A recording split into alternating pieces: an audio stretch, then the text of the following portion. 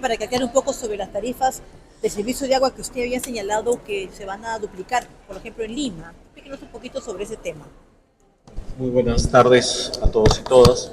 La Comisión de Vivienda nos ha remitido una invitación para la sesión del día de hoy para poder explicar, uno, los aspectos de cambios metodológicos que se están introduciendo en el reglamento de la Ley de Servicio Universal, del Decreto Legislativo 1620, y los impactos cuantitativos de la modificación de dicha metodología. Respecto a las declaraciones del día de ayer de la ministra, en donde decían que de alguna manera estaba alineado a la expresidencia, y que de alguna manera estaba usted en campaña, ¿qué le podría de alguna manera contestar? Bueno, en primer lugar, nosotros los organismos reguladores somos entidades técnicas. Como nosotros vemos servicios públicos, tenemos que ver y establecer las condiciones para que las tarifas tengan un nivel adecuado con la calidad adecuada del servicio. En ese sentido, los organismos reguladores somos entidades que tienen esa autonomía técnica para proceder a hacer los análisis respectivos.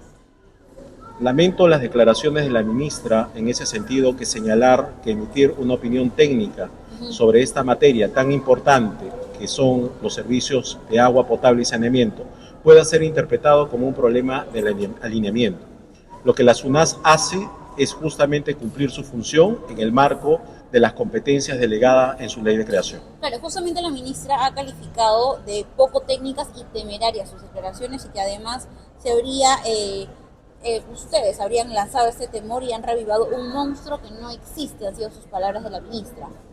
Lo que nosotros hemos realizado es una comunicación a finales del mes de mayo, tanto a la PCM como al Ministerio de Vivienda, sobre los impactos cuantitativos de la propuesta de reglamento que fue publicado. Vale decir, el cambio de la metodología en relación al reconocimiento de costos que trae la metodología. En ese sentido, el impacto justamente que hemos identificado es un crecimiento importante, porque hay un cambio metodológico tanto en la tasa de ganancia que se considera en el cálculo de tarifas, así como en reconocimiento de ciertos componentes importantes en los costos. Ese elemento de cambio metodológico justamente implica, de acuerdo a los cálculos, un crecimiento importante dentro del cálculo finalmente de la tarifa. En ese sentido, creo que es importante, invocamos al Ministerio de Vivienda, que hagan una revisión del proyecto de reglamento, que si bien, como han señalan que debe ser gradual, lamentablemente de la lectura que hemos realizado del reglamento, de la propuesta de reglamento, no aparece gradualidad. Por tal sentido, invocamos que se haga una revisión justamente de esos aspectos para que entregue a la SUNAS las competencias en materia tarifaria, elemento que, como he señalado, es muy importante justamente porque tiene que ver en materias de un servicio tan esencial como es el agua potable y saneamiento. Sí. Señor Mauro, una consulta. Respecto al alza en esas tarifas que mencionan que depende de SUNAS, depende de SEDAPAL en sí. Ustedes mencionaron que tendrían que sujetarse a este decreto legislativo, parte del Ejecutivo. No es que viene directamente de la SUNAS donde tendría que subir esa tarifa, para que pueda explicarlo. Sí, para entender, SUNAS es un organismo regulador, pero está regulado, está definido su funcionamiento sobre la base de la Ley de Servicio Universal y el reglamento de esa ley. Son dispositivos sobre los cuales SUNAS tiene que ejecutar e implementar sus distintas metodologías. En ese sentido, si la ley y el reglamento establece un reconocimiento completo de las inversiones, si establece una elevación de la tasa de ganancia reconocida, que actualmente está en el orden del 5.5%, que pasa a 8%, tendríamos que tener un reconocimiento mayor de los costos y, por tanto, una elevación de la tarifa media, sin que eso implique un cumplimiento de metas adicionales. Por eso nuestra preocupación. Señor Gutiérrez, una consulta. ¿Qué le responde a SEDAPAL? Hoy en conferencia de prensa habían anunciado que incluso sus cifras estarían en rojo por los malos cálculos que ha hecho SUNAS, además de toda la polémica generada por el anuncio del reajuste tarifario. Anunciaban que el modelo tarifario vigente, aprobado entre el 2022-2026, ha generado esta situación también, unas variables, dijo, innecesarias, y ahora los números, para que los números estén en azul. ¿Son parte, digamos, ustedes responsables de estas cifras en rojo de SEDAPAL y de otras operadoras? Muchas gracias por la pregunta. En el caso de Sedapal, bueno, dejo aquí el reporte de estado de resultados integrales de Sedapal. Sedapal, por ejemplo, en el año 2023 tuvo utilidades de 470 millones, en el año 2022 406 millones de soles. Estamos hablando de empresas que es solvente. Y en el caso de las EPS, también nosotros tenemos un informe que con gusto después podemos mostrar, donde se muestra cuál es el nivel de operatividad y utilidad que tienen las empresas. Creemos que es importante discutir todos estos elementos con datos. SUNAS es una entidad técnica, tiene datos para realizar el análisis. Lamentablemente, mucho del análisis que se ha desarrollado considera datos del periodo del COVID. Debemos de recordar que en el periodo del COVID se establecieron medidas extraordinarias como la suspensión de cobro. Incluso en muchas de las EPS los niveles de ingresos operativos disminuyeron porque se estableció que no se procedía el corte del servicio a pesar de que no había pago, pero era como consecuencia del periodo del COVID. Evidentemente, si se analiza el estado financiero de una empresa en un periodo en el que estábamos en una situación especial, se encuentra esa situación. Pero miremos cuál es el estado situacional, el estado de ganancias y pérdidas que tiene una empresa como el caso de Sedapal. Y se lo puedo dejar a alguna de ustedes para que lo puedan revisar. No se responsabiliza entonces. Más, digamos, porque además dentro de la regulación existe un mecanismo que se llama ruptura del equilibrio económico-financiero.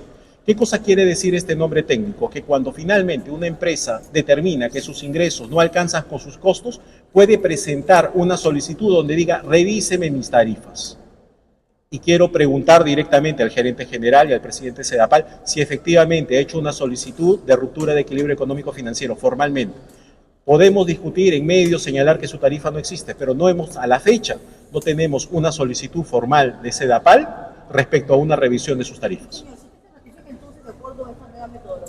Creo que el legislativo, que el agua va a subir al doble que el IVA y proviste 7 veces más, ¿es cierto esto? Primero quiero llamar a la prudencia. Esto quiere decir que todavía no se da porque el reglamento no ha sido aprobado y estamos invocando, en primer lugar, que sea gradual, que establezca gradualidad, que establezca mecanismos para que el regulador pueda identificar mecanismos para mejorar la focalización de los subsidios, elementos que son aspectos esenciales de la regulación tarifaria. Sin embargo, como se encuentra en este momento el decreto legislativo 1620 y la propuesta de reglamento, ese sería un escenario que tendría que implementarse como máximo hasta diciembre del año 2025. Justamente usted mencionaba en la comisión que lo que tenía que hacer era regularizar y detallar específicamente en el reglamento antes de que comience el proceso de ejecución. Respecto a la regularización, se refiere exactamente a lo que son las tarifas para que ustedes puedan monitorearlo.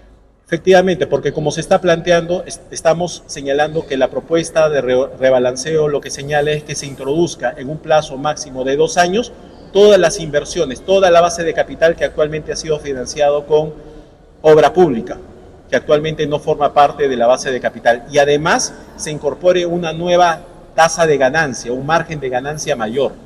Lo que señalamos en este caso es que actualmente, de acuerdo con lo que dispone la 1620, señala que ese mecanismo de revisión se tiene que hacer en 2 años e inmediatamente recalculado ese valor entraría en vigencia. Lo que estamos pidiendo que se regularice o que se coloque de manera expresa si es que eso no es así. Porque caso contrario, como hemos señalado, nosotros somos operadores de las disposiciones que aparece en la ley, en el decreto legislativo y su reglamento. ¿Qué lectura le da cuando dice la ministra de Vivienda que la SUNAS no debe multar a Sedapal?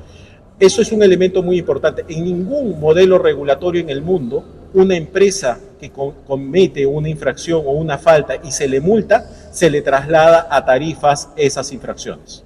El proyecto de reglamento actualmente señala que parte de los costos que puede tener una empresa son las multas. Vale decir, por ejemplo, si el ANA, SUNAFIL, multa a una empresa prestadora, Sedapal o cualquier otra, puede señalar, bueno, o hasta SUNAS, me multaste, es parte de mis costos, reconócelo dentro de las tarifas. Eso es lo que está planteado actualmente dentro del proyecto de reglamento. Nosotros consideramos que a la luz de justamente mejorar la eficiencia, dispositivos de ese mecanismo, tales como estamos señalando, en vez de mejorar y dar incentivos para mejorar la eficiencia, los disminuye. Gracias, chicas. Gracias.